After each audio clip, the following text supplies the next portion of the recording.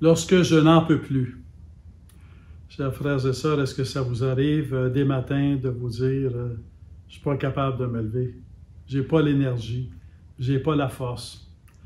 Et quand on se dit ça, ça veut dire c'est pas seulement parce qu'on manque de sommeil, c'est pas seulement une question physique, c'est une fatigue du corps, mais c'est plus qu'une fatigue du corps, on ressent que c'est une fatigue de l'âme.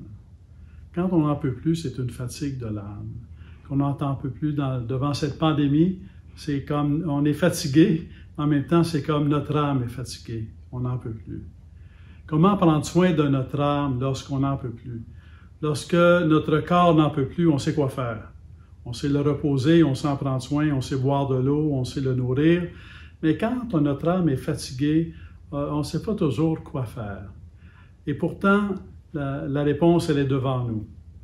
C'est que notre âme, elle a été créée par Dieu. Notre âme vient de Dieu. Nous existons corps et âme, mais notre âme est créée de façon immédiate par Dieu et nous sommes créés par la coopération de nos parents, par la collaboration de nos parents à l'œuvre de Dieu. Et notre âme est créée par Dieu. Mon âme personnelle, l'âme que je suis, c'est Dieu qui l'a créée. Et pourquoi est-ce que Dieu a créé mon âme? Bien, qu'est-ce que ça signifie? Ça veut dire qu'on est fait pour Dieu.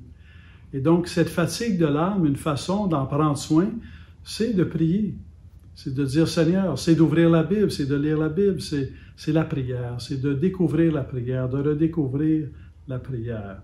Il y a ces psaumes magnifiques, on lit les psaumes dans la Bible, on pense à celui, je pense ici à celui, mon âme a soif du Dieu vivant, hein, quand le verrai-je face à face, mon âme te cherche, toi mon Dieu, comme un cerf altéré cherche l'eau vive, chercher Dieu, avoir soif de Dieu.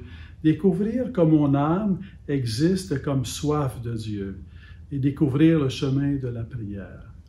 Alors que ce temps de pandémie soit un temps pour redécouvrir votre âme, votre dimension spirituelle, votre être profond, votre cœur, et de découvrir Dieu comme nourriture de votre âme.